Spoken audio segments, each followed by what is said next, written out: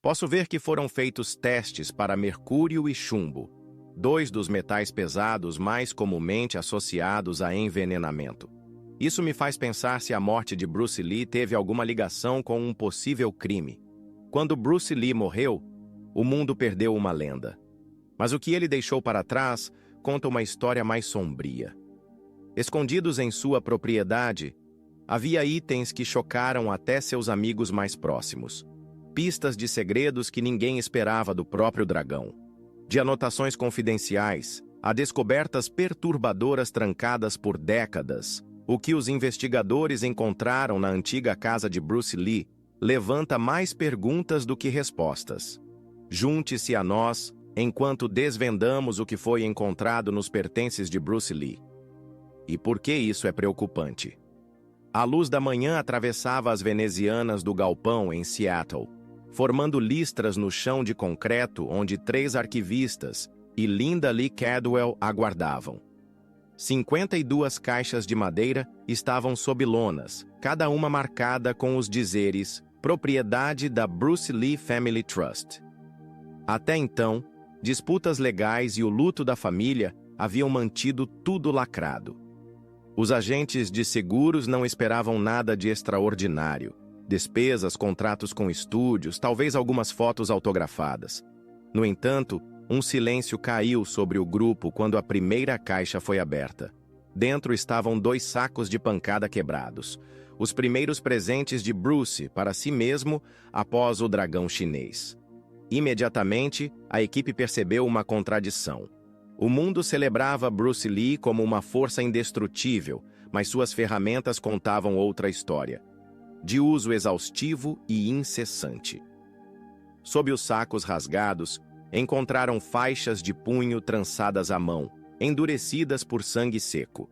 Pequenas anotações em fitas adesivas marcavam datas e batimentos cardíacos, evidências de um monitoramento obsessivo de si mesmo. Em poucos minutos, surgiu um tema: perfeição a qualquer custo. A descoberta definiu o tom dos dias seguintes. Cada caixa revelava um fragmento de um retrato mais amplo. Bastões de esgrima gastos, etiquetados como treino noturno, camisetas regadas de suor, datadas e assinadas, não para venda, mas para estudo, e gráficos feitos à mão, monitorando a porcentagem de gordura corporal até os décimos. Os olhos de Linda se avermelharam ao ler uma anotação de abril de 1973. Se o corpo falhar, o espírito ainda deve se apresentar. Essa frase sozinha recontextualizava todos os pôsteres brilhantes que já enfeitaram quartos pelo mundo afora. Então, veio a primeira descoberta verdadeiramente perturbadora. Sob uma pilha de filmagens diárias, havia um envelope pardo rotulado como médico. Dentro, havia chapas de raio-x mostrando microfraturas na parte inferior da coluna de Bruce. Lembranças da lesão nas costas em 1970 que quase o deixou paralítico. Os médicos haviam alertado para que ele diminuísse o ritmo. Em vez disso, uma outra anotação, com sua caligrafia inconfundível, dizia: dor é uma pergunta. Meu corpo responde com movimento. A coluna revelava o que o sorriso nunca mostrou. Um homem lutando contra sua própria biologia. O que foi encontrado na propriedade de Bruce Lee é ruim para o mito da maestria sem esforço. Os arquivistas perceberam que a lenda do dragão se apoiava em uma ilusão, a de que velocidade e força brotavam apenas da filosofia. Os objetos contavam outra história.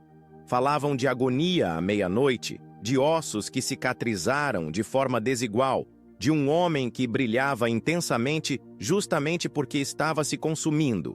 Antes de irem embora, catalogaram cada item com um cuidado quase forense.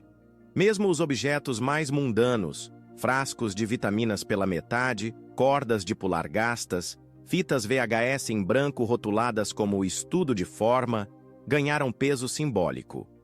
Linda colocou discretamente um diário de bolso no casaco, recusando-se a compartilhar seu conteúdo naquele momento. Todos sentiram que haviam cruzado um ponto sem retorno naquela primeira e desconcertante noite em Seattle. construindo o último ninho do dragão. Para entender por que aquelas caixas importavam tanto, os arquivistas voltaram no tempo até 1972, quando Bruce Lee comprou uma modesta casa de 2 andares na rua Cumberland, número 41, em Kowloon Tong.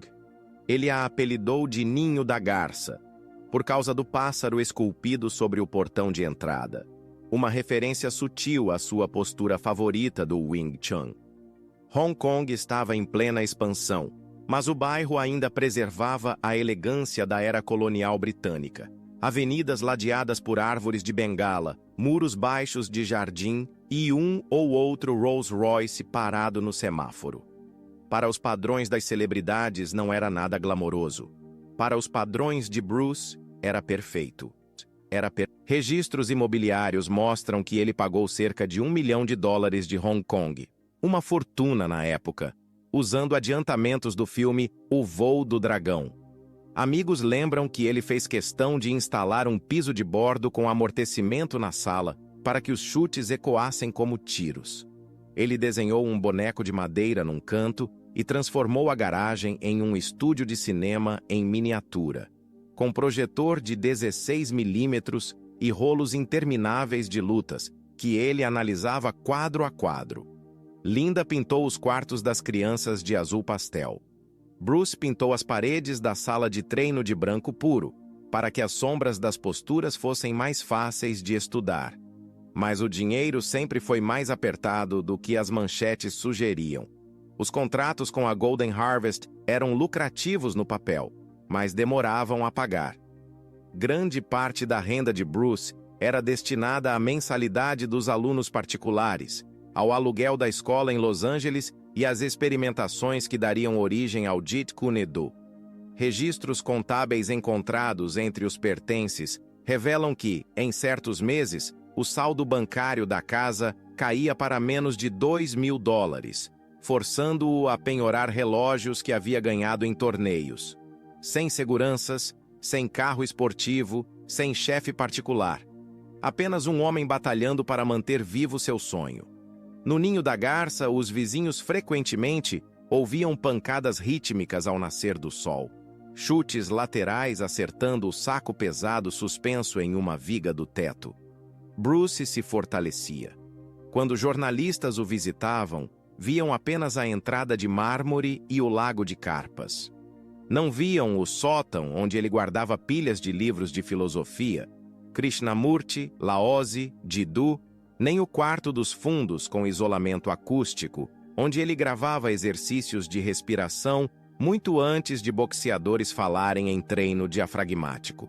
Durante os breves 16 meses em que viveu ali, a vila serviu tanto como set de filmagens quanto como laboratório. Chuck Norris treinou nos azulejos do pátio. Dublês cochilavam em tatames entre as tomadas.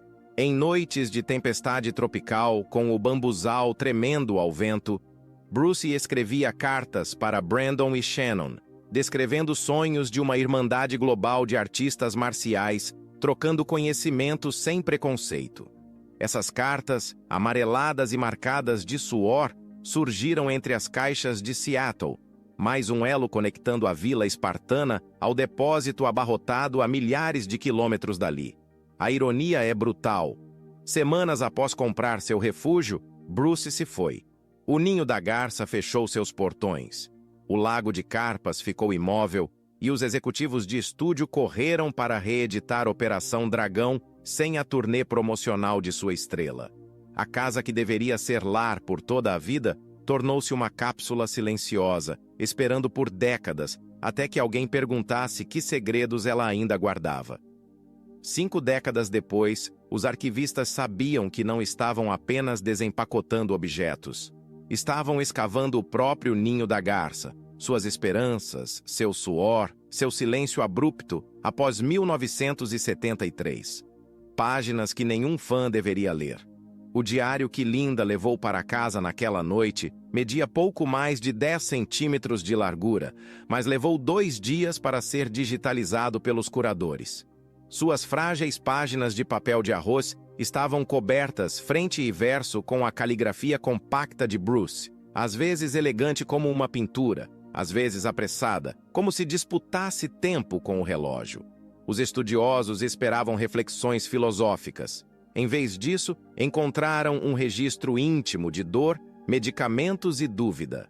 Entrada após entrada, Bruce descrevia enxaquecas surgindo atrás dos olhos, choques elétricos na coluna, noites em que sua pulsação ultrapassava 140 enquanto ele permanecia perfeitamente imóvel. Ele avaliava a dor na parte inferior das costas em uma escala de 0 a 10 e então prescrevia a si mesmo treinos extenuantes. Em uma das margens, surgiu um pequeno esboço. Seu próprio túmulo rachado por um punho com a legenda "Vitória sobre si mesmo". A bravata soa vazia quando colocada ao lado de uma ressonância magnética de hérnia de disco datada de apenas 4 meses antes de seu colapso. Historiadores há muito debatem se o inchaço cerebral fatal teria sido causado por uma alergia a analgésicos. O diário complica essa narrativa. Várias páginas listam combinações de corticosteroides, relaxantes musculares e comprimidos experimentais para nervos, adquiridos durante uma turnê de palestras em Los Angeles.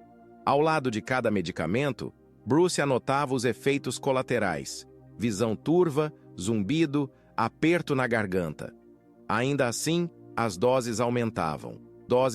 Em 10 de maio de 1973, ele escreveu: "Não serei freado pela cautela. Conduzo meu corpo como um jovem general enviando soldados antes do amanhecer." Os arquivistas sentiram essa metáfora cortar o ambiente como uma lâmina. O que foi encontrado na propriedade de Bruce Lee é desanimador para quem busca uma trajetória limpa e heróica. O diário revela um homem que conhecia o limite e ainda assim mantinha o pé no acelerador. Um trecho comovente, endereçado a Linda, confessa: "Se eu morrer, me perdoe por escolher a velocidade em vez da duração." Relatórios toxicológicos da autópsia confirmam traços elevados de meprobamato, correspondendo quase grama por grama à lista de estoque que ele próprio escreveu. A trilha do dinheiro e o quarto de motel. Se os escritos particulares desmitificam a lenda, os registros financeiros revelam outro choque. Bruce Lee morreu quase sem dinheiro em caixa. Declarações de royalties mostravam que os lucros de Operação Dragão começaram a chegar apenas meses após sua morte, enquanto as despesas diárias continuavam subindo. 80% dos salários dos filmes foram consumidos por custos de produção, contas médicas e presentes a alunos em dificuldades. Os arquivistas esperavam encontrar bens de luxo. Em vez disso, catalogaram uma Station Wagon Chevrolet 1969, 2 projetores de segunda mão e uma hipoteca ainda em aberto do Ninho da Garça. Após a morte de Bruce, o chefe do estúdio, Raymond Chow, comprou a casa de Linda e rapidamente a vendeu ao filantropo de Shenzhen, Yu Panglin, por cerca de $1 milhão de Hong Kong. Yu pretendia homenagear Lee com um museu, mas os cálculos turísticos não fecharam. No início dos anos 1980, letreiros de neon piscavam do lado de fora do número 41 da Cumberland Road. O saguão de mármore onde Chuck Norris um dia esperou para um ensaio virou uma recepção de motel, oferecendo quartos por hora. Espelhos cobriam os tetos.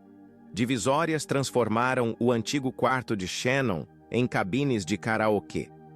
Visitantes em busca de privacidade jamais imaginariam que estavam deitados, onde um dia treinos de Jeet Kune Do fizeram o assoalho tremer. Tabloides locais apelidaram o local de Hotel do Amor do Dragão, uma manchete tão sensacionalista que Linda se recusou a comentar. O que foi encontrado na propriedade de Bruce Lee? É desanimador para quem acreditava em respeito póstumo. Fotografias recuperadas de um antigo registro de segurança mostram colchões em formato de coração, silhuetas em neon de casais dançando e um mural de parede que incorporava, de maneira constrangedora, o brasão pessoal do dragão de Bruce. Registros contábeis revelam que o motel era lucrativo.